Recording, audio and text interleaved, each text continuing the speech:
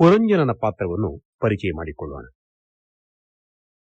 ಭಾಗವತ ಪುರಾಣದ 4ನೆಯ ಸ್ಕಂಧದಲ್ಲಿ ಬರುವ ಪುರಂಜನನ ಕಥೆ ಒಂದು ಪಾತ್ರ ಚಿತ್ರಣ ಎನ್ನುವುದಕ್ಕಿಂತ ಆತ್ಮತತ್ವದ ನಿರೂಪಣೆ ಎನ್ನಬಹುದು. ಕಥೆ ಒಂದು ರೂಪಕದ ಮೂಲಕ ಅಲ್ಲಿ ಪೃಥು ಮಹಾರಾಜನ ವಂಶದಲ್ಲಿ ಹುಟ್ಟಿದ ಪ್ರಾಚೀನ ಬರ್ಹಿ ಅಧ್ಯಾತ್ಮಕ್ಕಿಂತ ಹೆಚ್ಚಾಗಿ ಕರ್ಮಕಾಂಡದಲ್ಲಿ ಆಸಕ್ತನಾದ. ಅವನನ್ನು ಆತ್ಮತತ್ವದ ಕಡೆ ಸೆಳೆಯುವುದಕ್ಕೆ ನಾರದ ಮಹರ್ಷಿ ರಾಜನ ಬಳಿಗೆ ತೆರಳಿ ಅವನಿಗೆ ಪುರಂಜನನ ಕಥೆಯನ್ನು ಉಪದೇಶಿಸಿದ. ಪುರಂಜನ ಪಾಂಚಾಲ ದೇಶದ ದೊರೆ.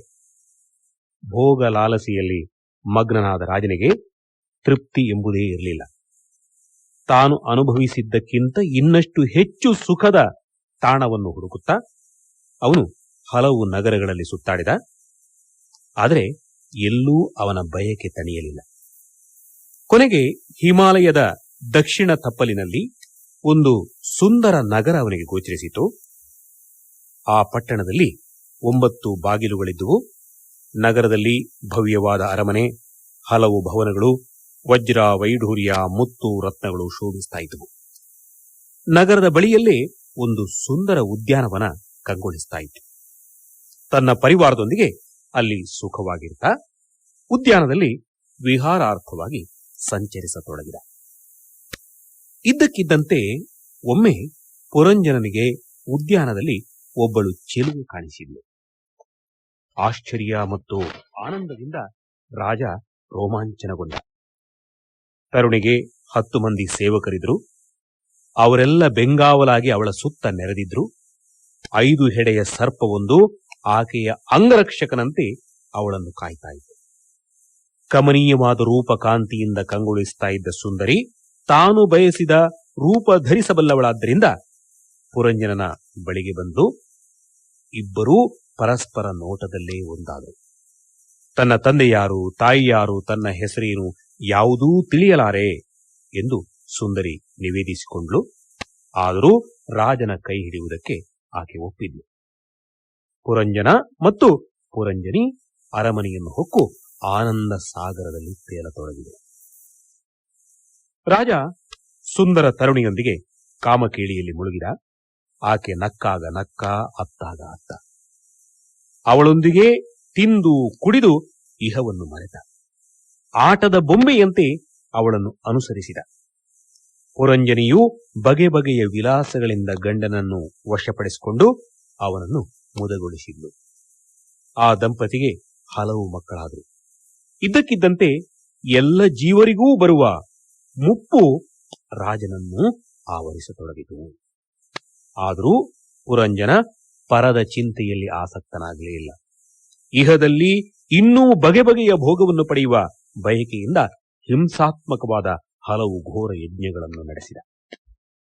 ಒಮ್ಮೆ ಚಂಡವೇಗ ಎಂಬ ಗಂಧರ್ವ ರಾಜ ತನ್ನ 360 ಮಂದಿ ಶೂರ ಸೇನಾನಿಗಳ ಪಡೆಯೊಂದಿಗೆ ಪುರಂಜನ ಪುರಕ್ಕೆ ದಾಳಿಯಿಟ್ಟ.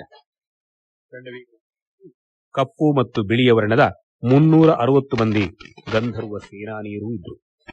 ಗಂಧರ್ವರನ್ನು ಪ್ರಜಾಗರ ಎಂಬ 5 ಹೆಡೆಯ ಸರ್ಪ ತಡೆಯಿತು. ಎರಡೂ ಕಡೆಯ ಸೈನ್ಯಗಳ ನಡುವೆ ಸೆಣಸಾಟ ನಡೆಯಿತು. ಸ್ತ್ರೀವಶನಾಗಿ ಇಷ್ಟು ಕಾಲ ನಿರಾಳವಾಗಿದ್ದ ಪುರಂಜನ ಈ ಆಘಾತದಿಂದ ಭೀತನಾದ. ಅದೇ ಕಾಲದಲ್ಲಿ ಕಾಲವಶನ ಮಗಳು ಜರೆ ತನಗಾಗಿ ವರನನ್ನು ಹುಡುಕುತ್ತಾ ಲೋಕ ಸಂಚಾರ ಮಾಡ್ತಾ ಇದ್ಲು.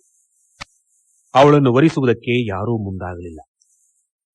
ಜರೆ ಯವನರ ರಾಜ ಭಯನ ಬಳಿಗೆ ಹೋಗಿ ತನ್ನನ್ನು ವಿವಾಹವಾಗುವಂತೆ ಕೇಳಿಕೊಂಡ್ಳು. ಆದರೆ ಭಯ ಅವಳನ್ನು ಸಹೋದರಿಯಾಗಿ ಮಾತ್ರ ಸ್ವೀಕಾರ ಮಾಡಿದ. ಯವನರ ದೊರೆ ಭಯ ತನ್ನ ಅಣ್ಣ ಪ್ರಜ್ವಾರ ಮತ್ತು ಕಾಲಕನ್ಯೆ ಜರೆಯೊಂದಿಗೆ ಭೂಮಂಡಲದ ಮೇಲೆ ದಾಳಿಯಿಟ್ಟ. ಇದ್ದಕ್ಕಿದ್ದಂತೆ ಅವರ ಸೈನ್ಯ ಪಾಂಚಾಲ ನಗರವನ್ನು ಆಕ್ರಮಿಸಿತು. ವಿಷಯಾಸಕ್ತನಾದ ಪುರಂಜನನ ಸಮಸ್ತ ಪರಿವಾರ ಕಾಲಕನ್ಯೆಯ ದಾಳಿಯಿಂದ ಸತ್ವಹೀನವಾಯಿತು. ರಾಜ ವಿವೇಕ ಶೂನ್ಯನಾದ. ಪತ್ನಿ, ಮಕ್ಕಳು, ಮೊಮ್ಮಕ್ಕಳು, ಸೇವಕರು ಮತ್ತು ಪ್ರಜಾವರ್ಗದವರು ಎಲ್ಲರೂ ರಾಜನನ್ನು ದೂರ ಮಾಡಿದರು. ಪುರಂಜನ ಚಿಂತಾಕ್ರಾಂತನಾದ. ಪ್ರಜ್ವಾರ ಪುರಂಜನಪುರಕ್ಕೆ ಬೆಂಕಿ ಕೊಟ್ಟು ನಗರವನ್ನೇ ಭಸ್ಮಗೊಳಿಸಿದ. ಭಯ ರಾಜನನ್ನು ಸುತ್ತುವರಿದ. ಪಶುವನ್ನು ಕಟ್ಟಿ ಸೆಳೆದೊಯ್ಯುವಂತೆ ಯವನರು ರಾಜನನ್ನು ಒಯ್ದರು. ಪುರಂಜನ ಯಜ್ಞದಲ್ಲಿ ಬಲಿ ಕೊಟ್ಟಿದ್ದ ಪಶುಗಳು ಸಿಟ್ಟಿನಿಂದ ಬಂದು ರಾಜನನ್ನು ಕೊಡಲಿಯಿಂದ ಕೊಚ್ಚತೊಡಗಿದವು. ತನ್ನ ಪತ್ನಿ, ಮಕ್ಕಳು, ಪರಿವಾರವನ್ನೇ ಧ್ಯಾನಿಸ್ತಾ ಹಲವು ವರ್ಷ ಅವಿವೇಕದ ಸ್ಥಿತಿಯಲ್ಲಿ ಮುಳುಗಿ ಸ್ತ್ರೀ ಚಿಂತನೆಯಲ್ಲೇ ದೊರೆ ಹೆಣ್ಣಿನ ಧ್ಯಾನದಲ್ಲಿ ವಿಧಿವಶನಾದ ಪುರಂಜನ ವಿದರ್ಭರಾಜ ಪುತ್ರಿಯಾಗಿ ಜನಿಸಿದ. ಕನ್ಯೆಯನ್ನು ಪಾಂಡ್ಯ ದೇಶದ ದೊರೆ ಮಲಯಧ್ವಜ ವಿವಾಹವಾದ. ಪತಿ ಪತ್ನಿಯರು ತಪಸ್ಸು ಮತ್ತು ಉಪಾಸನಾ ನಿರತರಾಗಿದ್ದರು. ಮಲಯಧ್ವಜ ಹರಿಧ್ಯಾನಪರನಾಗಿ 100 ವರ್ಷ ಬದುಕಿ ಬ್ರಹ್ಮ ಪದವನ್ನು ಸೇರಿದ. ತನ್ನ ನಗಲಿದ ದೊರೆಯ ಶವದ ಮುಂದೆ ವೈದರ್ಭಿ ಕಂಬನಿ ಹರಿಸುತ್ತಾ ರೋಧಿಸಿದ್ಲು. ಆಗ ಅಲ್ಲಿಗೆ ಆತ್ಮಜ್ಞಾನಿಯಾದ ವಿಪ್ರನೋರ್ವ ಆಗಮಿಸಿದ. ಅವನ ಹೆಸರು ಅವಿಜ್ಞಾತ. ಅವಿಜ್ಞಾತ ಮತ್ತು ಪುರಂಜನ ಬಾಲ್ಯ ಸ್ನೇಹಿತರು. ಪತಿಯ ಚಿತೆಯನ್ನೇರಿ ಸಹಗಮನ ಮಾಡುವುದಕ್ಕೆ ಸಿದ್ಧಳಾಗಿರುವ ವಿದರ್ಭ ಪುತ್ರಿಗೆ ಬ್ರಾಹ್ಮಣ ಸಾಂತ್ವನ ಹೇಳಿದ. ಅಮ್ಮ, ನಿನ್ನ ಪತಿ ಮತ್ತು ನಾನು ಇಬ್ಬರು ಗೆಳೆಯರು.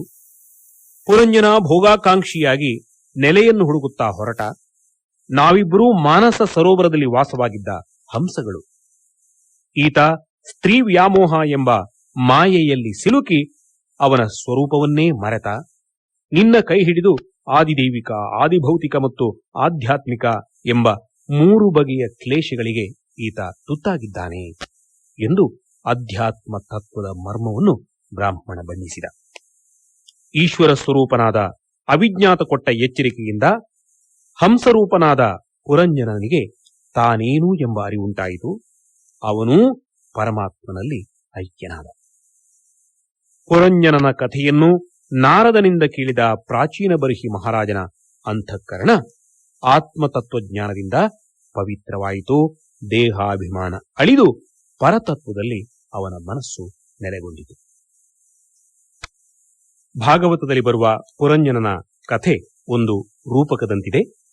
ಪುರಂಜನ ಎಂದರೆ ಜೀವ, ಅವಿಜ್ಞಾತ ಎಂದರೆ ಪರಮಾತ್ಮ, ಪುರಂಜನಿ ಎಂದರೆ ಬುದ್ಧಿ ಅಥವಾ ಅವಿದ್ಯೆ, ಪಂಚಪ್ರಾಣಗಳೇ 5 ಹೆಡೆಯ ಸರ್ಪ, ನವದ್ವಾರಗಳುಳ್ಳ ಪುರ ನಮ್ಮ ದೇಹ, ಚಂಡವೇಗ ಕಾಲಜ್ಞಾನವನ್ನು ಉಂಟುಮಾಡುವ ಸಂವತ್ಸರ, ಗಂಧರ್ವರು ಹಾಗೂ ಗಂಧರ್ವ ಸ್ತ್ರೀಯರು ಹಗಲು ಮತ್ತು ರಾತ್ರಿಗಳು, ಕಾಲಕನ್ಯೆ ಎಂದರೆ ಮುಪ್ಪು, ಪ್ರಜ್ವಾರ ಎಂದರೆ ಮೃತ್ಯು ಕಾರಣವಾದ ವ್ಯಾಧಿಗಳು. ಹೀಗೆ ಒಗಟಿನಂತೆ ಪುರಂಜನನ ಕಥೆಯನ್ನು ಪರೋಕ್ಷ ರೂಪದಲ್ಲಿ ನಾರದ ಪ್ರಾಚೀನ ಬರ್ಹಿ ರಾಜನಿಗೆ ಉಪದೇಶ ಮಾಡಿದ. ಪ್ರಾಚೀನ ಬರ್ಹಿ ಅಧ್ಯಾತ್ಮ ವಿವೇಕವನ್ನು ಪಡೆದು ಮುಕ್ತಿ ಮಾರ್ಗ ಪ್ರವರ್ತಕನಾದ.